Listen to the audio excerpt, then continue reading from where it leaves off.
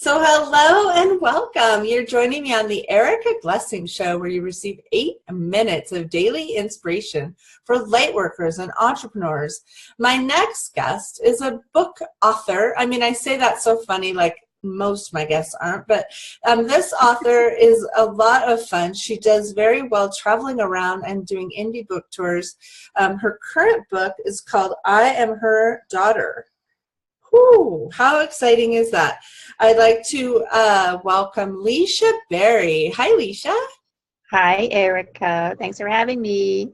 So you live in Florida, but you're in a hotel room, some little town somewhere. Where are you right now? Yeah, just the little old town of Phoenix, Arizona. Oh, that's pretty big city. So what got you to thinking that you'd have fun doing book tours? Because some people really just don't do them anymore. Well, my book wouldn't let me sit at home behind my computer at my desk. My book just demanded to be spoken about and advocated for, and it wouldn't let me go. I'm doing this because my book made me do it. I talk to all my folks. I love that you say it like that. So tell me a little bit more about you. Tell me about kind of what inspires you, and maybe are you writing something next already? Oh gosh, yes. Well, so I'm Her Daughter. The Healing Path to Woman's Power is about my deep devotion to incubating feminine leadership, women's wisdom, our unique connection to the earth, our unique connection to ancestral memory, our ability to translate those things. And it started as a journey of me healing my mother wound, my difficulties with my mother, but it wound up becoming much more global and realizing that once I was healed, that there's a mother wound in the world, and that we really need to reinvest and reclaim the feminine voice, the deep feminine voice that we have. And so the book is really a guide, and then it becomes this sort of archetypal mother speaking, that voice, telling us how to reclaim our connection with the earth and our bodies and our feeling. And so those are things I care about very deeply. The next book is actually called Blue-Eyed Indian: Stories the Land Told Me, because the next logical step after healing my mother wound and connecting with the earth was that the earth started talking to me. Awesome. And and I'm a scientist as well as a deeply spiritual, person. So I like to have evidence for what, comes through. And so these stories the land told are about ancestry that I didn't know I had, but then I later go and dig up records, and they're actually accurate. So the land actually has memory, and women have this unique capacity to hear it and translate it, and then to bring it into the world through their voice, Something that showed up for me when you were talking was just this sense of of women pretzeling themselves for others. I got this sense of if you're raised in an environment of almost any environment, like if you talk about healing the mother wound, the picture I got was how we get encouraged to pretzel ourselves from a young age, to do things, be a certain way for my brother, help my brother with this or that, I'm older, right? So being there for him, and then doing certain things a certain way to please my parents, and then even choosing the college, the college I chose. It was so funny. It was the University of California, but it was an engineering school. It's pre-vet, pre-med, pre-engineering, and Erica.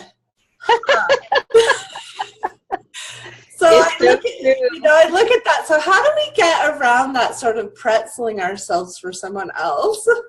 It's kind of unreal to me how often in my audiences women ask this exact question.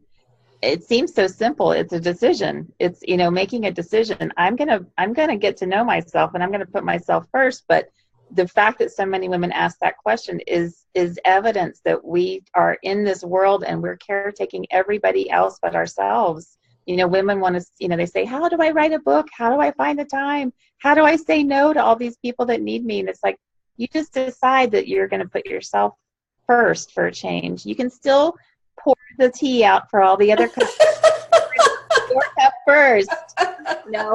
It's a decision. It's kind of like putting a pole in the ground and saying, this land belongs to me. This body, this person, this life belongs to me, and I do get to express.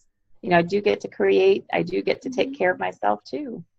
So if I wanted to do an indie book tour for, I'm imagining some of my listeners are authors and they're now just like salivating. They're so excited to hear you.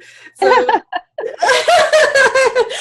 wouldn't my listeners be enthusiastic like I am, and like attracts like, so I'm sure my listeners are enthusiastic also. That's great. Right? So how would we go about doing an indie book tour? Like, tell us even what that means for, maybe someone doesn't even know what indie means.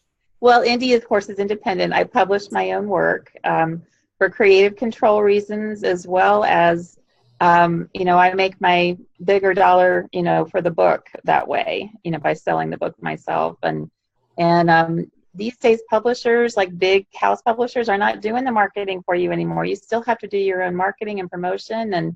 And so unless someone is lovely and has a boutique publishing house and there's actual care taken for the authors, you really are on your own.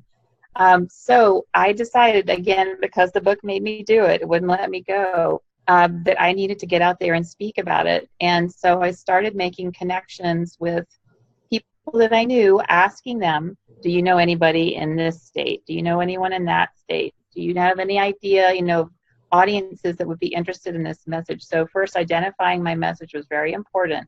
Who's going to care about what I talk about? And then targeting those people.